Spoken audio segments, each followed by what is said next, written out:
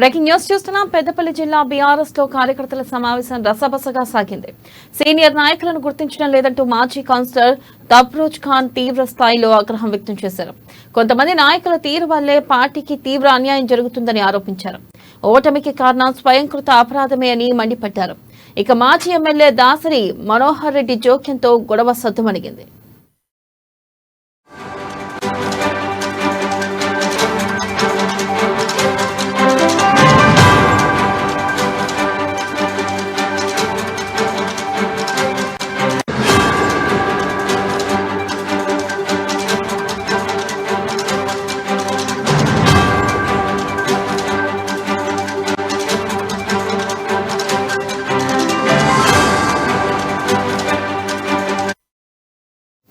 Breaking news చూస్తున్నాం. పెద్దపల్లి జిల్లా BRS లో కార్యకర్తల సమావేశం రసబసగా సాగింది.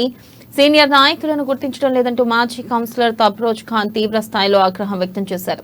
కొంతమంది నాయకుల తీరు వల్లే పార్టీకి తీవ్ర అన్యాయం జరుగుతుందని ఆరోపించారు. ఓటమికి కారణం స్వయంకృత అపరాధమే అని మండిపడ్డారు. ఇక మాజీ ఎమ్మెల్యే దాసరి మనోహర్ రెడ్డి జోక్యంతో గొడవ సద్దుమణిగింది. దీనిపై మరింత సమాచారాన్ని మా ప్రతినిధి శ్రీకాంత్ అందిస్తారు. శ్రీకాంత్, చెప్పండి, అసలు ఏం జరిగింది? గుడ్ మార్నింగ్ వెన్నెల. ఏదైతే బీఆర్ఎస్ పార్టీకి ఓటమి పాలైన అనంతరం, అంటే రాష్ట్ర వ్యాప్తంగా కాంగ్రెస్ పార్టీ అధికారంలోకి రావడంతో బీఆర్ఎస్ పార్టీలో ముసలం మొదలైందని చెప్పవచ్చు.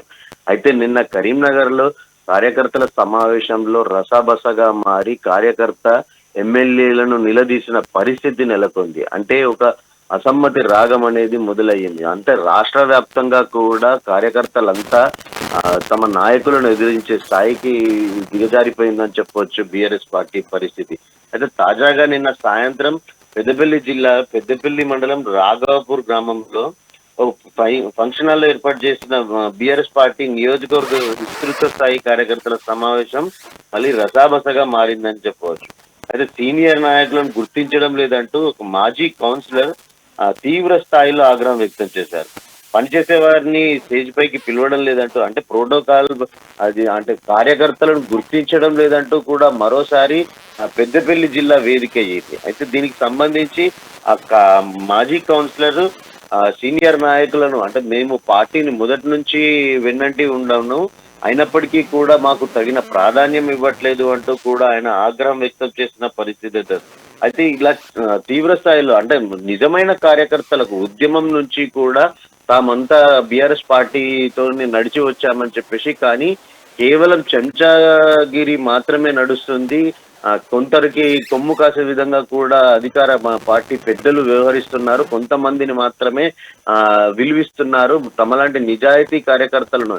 ఇది గత ఎన్నికలలో ఓటమికి ఇదే కారణం అంటూ కూడా వాళ్ళంతా ఒక ఆగ్రహం వ్యక్తం చేస్తున్న పరిస్థితి. అంటే మొత్తానికి రాష్ట్ర వ్యాప్తంగా కూడా బీఆర్ఎస్ పార్టీ శ్రేణులలో ఇలాంటి అసహనం అయితే మొదలైందని చెప్పవచ్చు.